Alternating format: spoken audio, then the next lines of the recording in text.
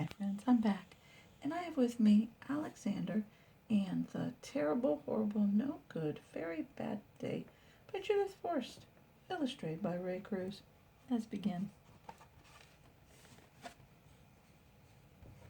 I went to sleep with gum in my mouth, and now there's gum in my hair, and when I got out of bed this morning I tripped on the skateboard, and by mistake I dropped my sweater in the sink while the water was running, and I could tell it was going to be a terrible, horrible, no good, very bad day.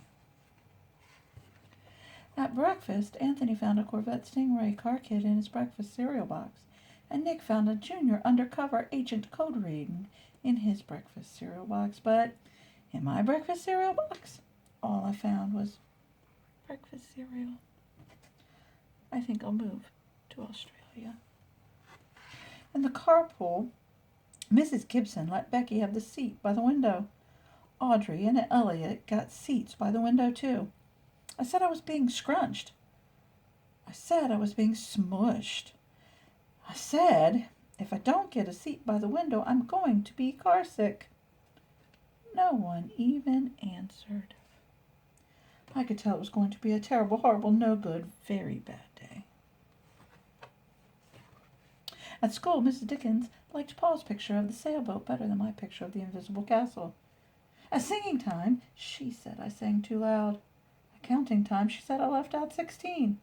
Who needs 16? I could tell it was going to be a terrible, horrible, no good, very bad day. I could tell because Paul said I wasn't his best friend anymore. He said that Philip Parker was his best friend, and that Albert Moyo was his next best friend, and that I was only his third best friend.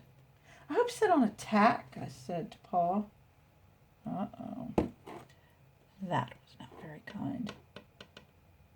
I hope the next time you get a double-decker strawberry ice cream cone, the ice cream cone part falls off the cone part and lands in Australia. Oh, no. There were 2 cupcakes in Philip Parker's lunch bag, and Albert got a Hershey bar with almonds, and Paul's mother gave him a piece of jelly roll that had little coconut sprinkles on the top. Guess whose mother forgot to put in dessert? It was a terrible, horrible, no good, very bad day.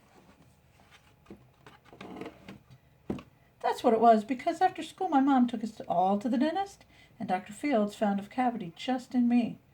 Come back next week, and I'll fix it, said Dr. Fields. Next week, I said, I'm going to Australia. On the way downstairs, the elevator door closed on my foot, and while we were waiting for my mom to go get the car, Anthony made me fall where it was muddy. And then, when I started crying because of the mud, Nick said I was a crybaby, and while I was punching Nick for saying crybaby, my mom came back with the car and scolded me for being muddy and fighting. Oh, poor guy. I'm having a terrible, horrible, no good, very bad day, I told everybody. No one even answered. So then we went to the shoe store to buy some sneakers. Anthony chose white ones with blue stripes. Nick chose red ones with white stripes. I chose blue ones with red stripes, but then the shoe man said we're all sold out, then made me buy plain old white ones. But they can't make me wear them. When we picked up my dad at his office, he said I couldn't play with his copying machine. But I forgot. He also said to watch out for the books on his desk, and I was careful as could be, except for my elbow. He also said don't fool around with his phone, but I think I called Australia. My dad said, please don't pick him up anymore.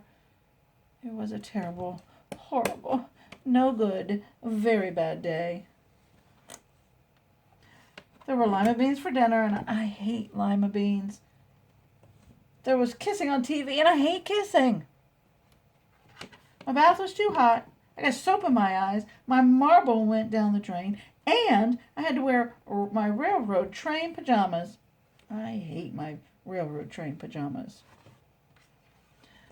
When I went to bed, Nick took back the pillow he said I could keep, and Mickey Mouse nightlight burned out, and I bit my tongue.